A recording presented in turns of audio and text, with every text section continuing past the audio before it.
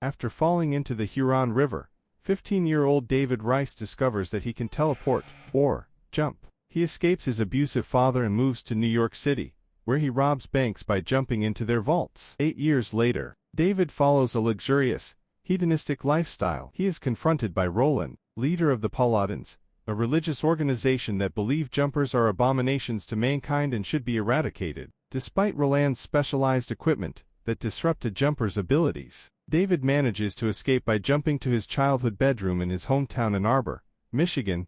David rekayaks with Millie, his childhood crush, and runs into a former bully, Mark. While in a bar fight with Mark, David jumps them both into a bank vault, leaving him and jumping back to the bar. Mark is later questioned by Roland. Meanwhile, David charms Millie into traveling to Rome. When the guards at the Colosseum turn them away, David teleports in. While Millie is still outside, David is ambushed by the Paladins. He is saved by Griffin O'Connor, another jumper, who has been following him. Griffin curtly warns David about the Paladins' crusade and teleports away. David accidentally enters Griffin's jump scar, a short-lived wormhole that jumpers create with their ability, and ends up at Griffin's desert safe house. Griffin has been tracking and hunting Paladins. From Griffin's photos, David discovers that his mother Mary, who left him as a child, is a high-ranked Paladin. David returns to Rome, where he is detained. Mary shows up and helps him escape before the Paladins arrive. David escorts Millie to the airport, then returns to Griffin's. David convinces Griffin to partner up to kill Roland and keep Millie safe. David catches up to Millie in her apartment and reveals his powers. When the Paladins arrive, he jumps her to Griffin's lair. Using a machine to keep jump scars open,